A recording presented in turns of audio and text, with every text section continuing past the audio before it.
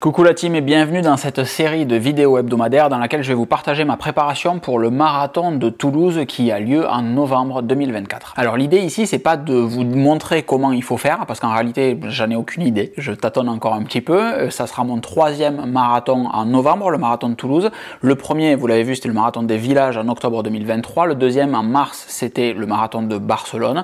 Et là donc troisième marathon de toute ma vie. Je sais encore pas vraiment pourquoi je fais autant de courses à pied en ce moment, mais il se passe un petit quelque chose. L'idée encore une fois donc c'est pas de vous montrer comment il faut faire, mais c'est de documenter ce que je fais. Donc il y a sûrement des trucs qui sont à améliorer, il y a plein de trucs qui sont à améliorer, mais l'idée c'est de partager avec vous pour donner une base à ceux qui ça peut intéresser, de faire une préparation au marathon, et aussi et surtout avoir un œil extérieur et échanger vis-à-vis de la préparation que je peux avoir, vis-à-vis des entraînements que je peux faire, et de créer une communauté autour de tout ça, parce que c'est quand même un très gros challenge, et ça me semble pertinent de vous amener avec moi sur celui-ci. Donc comme je vous ai dit, on va tâtonner pas mal, ça fait partie du processus, c'est le troisième, donc il y a certains trucs que je sais être bon, d'autres que je sais être pas bon, et en fonction de ça on compose et on améliore, mais c'est itératif comme processus. Si on fait la photo maintenant de la préparation, je suis un coureur lourd, voire très lourd, je fais 87 kg au moment du début de cette préparation, j'ai fait mes précédents marathons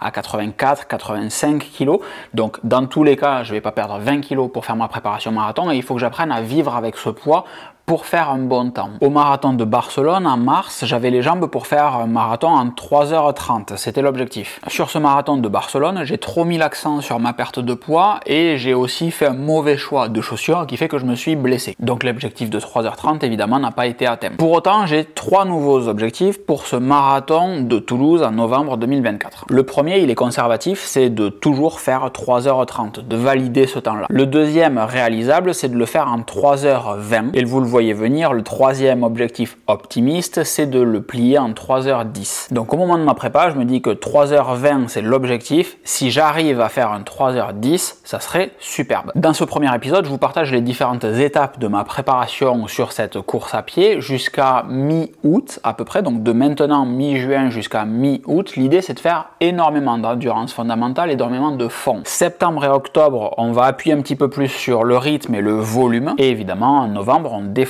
le marathon. Si vous êtes abonné à cette chaîne et au contenu que je peux proposer par ailleurs, vous savez pourquoi j'ai deux montres, vous savez pourquoi j'ai une Ultra Human Ring Air, vous savez pourquoi j'ai un moniteur de glucose, etc.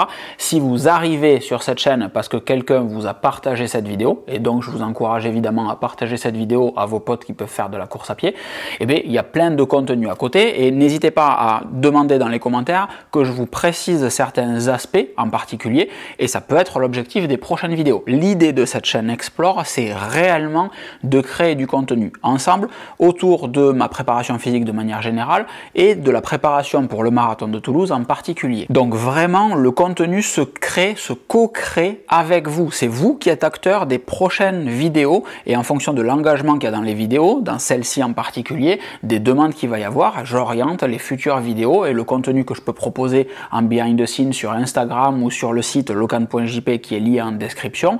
J'adapte tout ça en fonction de vos demandes. Parce que moi, je sais ce que je fais, enfin je tâtonne évidemment, mais je vis ce que je suis en train de faire. L'intérêt c'est de le partager d'une manière qui peut vous être intéressante à vous. Donc je répète, vous êtes acteur, et si vous regardez cette vidéo qu'elle vous plaît, partagez ce contenu à des personnes qui le pourraient intéresser. Donc sur cette prépa spécifique, l'idée c'est de ne pas arrêter la partie muscu renforcement. C'est l'erreur que j'ai faite sur le marathon précédent et celui d'avant aussi, c'était de trop ralentir la partie muscu renfo, d'arrêter complètement la partie crossfit sur le marathon de Barcelone pour justement perdre du poids et arriver en canne entre guillemets. Ça a eu l'effet inverse et pervers de justement m'amener fragilisé au moment de la compétition. Parce que j'ai trop perdu de muscles, de stabilité. Le corps humain c'est une machine qui a l'habitude de travailler d'une certaine manière, et si on enlève des muscles alors qu'on ralentit pas particulièrement l'entraînement en course à pied, tout se déséquilibre, ça se pète la gueule, et dans mon cas c'était les TFL qui m'ont dit laisse-moi tranquille. Donc j'aborde cette préparation en me disant que c'est ok d'être un coureur lourd, même si par définition ça ça fait que je suis plus lent que le même coureur plus léger, mais au moins je reste fonctionnel et efficient entre guillemets. Pour ça, tous les jours, je fais 10 minutes d'abdos pour stabiliser réellement et compenser. J'ai trop de tonus dans les lombaires, en fait, j'ai tendance à être assez cambré, donc tous les jours 10 minutes d'abdos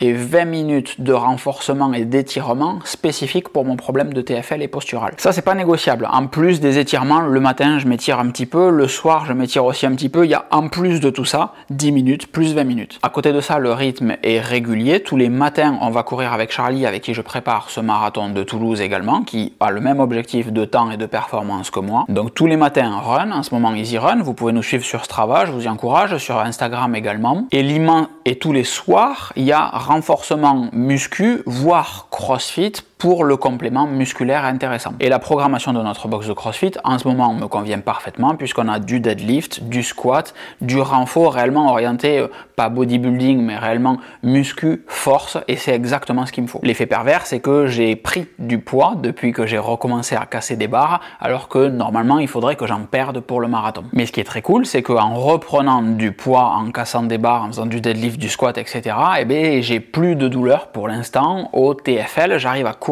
sans aucune gêne alors que ça fait des mois que ça m'est pas arrivé. Donc réellement il y avait un truc à faire là-dessus. Alors dans cette vidéo je vous donne beaucoup de détails. Ensuite j'ai changé de chaussures. J'ai maintenant des ASICS Gel Nimbus 26 je crois avec deux capteurs Stride. C'est des Stride duo. Le petit machin noir et orange là c'est un capteur de puissance.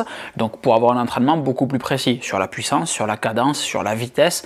Toutes ces variations là qui peuvent être très intéressantes. Je vous donne beaucoup de détails. Pourquoi? Parce que comme ça encore une fois vous pouvez poser toutes les questions qui vous intéressent pour orienter la suite des sujets. Ce capteur Stride Duo, je dois vous faire deux vidéos dessus. Une première sur la chaîne principale, Lokan Sardari tout court, la chaîne verte, technologique, sur laquelle je vais vous présenter un Stride Duo, qu'est-ce que c'est qu'un capteur de puissance, comment ça marche d'un point de vue tech et santé connectée. Et ensuite, on fera une version plus sport pratique, comment est-ce que je le connecte à la Garmin, à l'Apple Watch et comment est-ce que je planifie mes entraînements grâce au Stride sur cette chaîne Explore. Et donc de passer des Clifton qui sont des chaussures pour coureurs lourds, mais un coureur lourd c'est encore une fois à 75-80 kg, moi j'en fais 15 de plus, et bien les Nimbus me correspondent vachement mieux en fait. J'avais déjà solutionné mon problème, enfin solutionné plutôt mon problème de TFL, et de venir courir avec ces chaussures là, réellement j'ai du renvoi, j'ai du rebond, ça me permet de courir pas efficacement mais comme normalement je devrais courir, plutôt que d'avoir une chaussure comme les Clifton qui vont s'écraser à chaque foulée parce que je suis trop lourd pour elles. Et ça c'est l'intérêt d'aller voir un vrai professionnel, un vendeur de chaussures qui connaît son métier, qui connaît la course à pied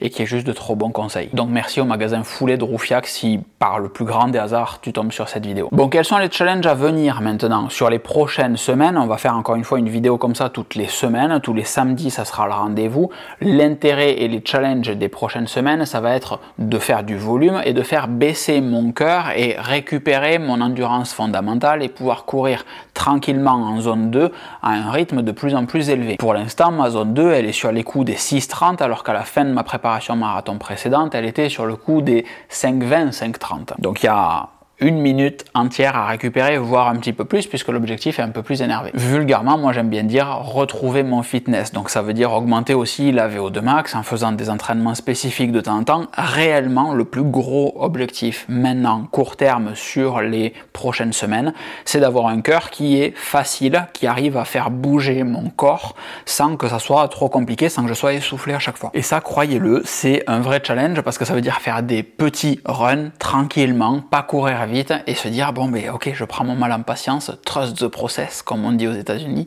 et j'y vais gentiment et je fais confiance aux entraînements que je mets en place pour atteindre les objectifs que je me suis fixés. Voilà tout pour ce premier épisode où c'est un petit peu brouhaha peut-être, mais réellement je compte sur vous pour qu'on co-construise encore une fois les prochaines sessions de cette prépa marathon de Toulouse.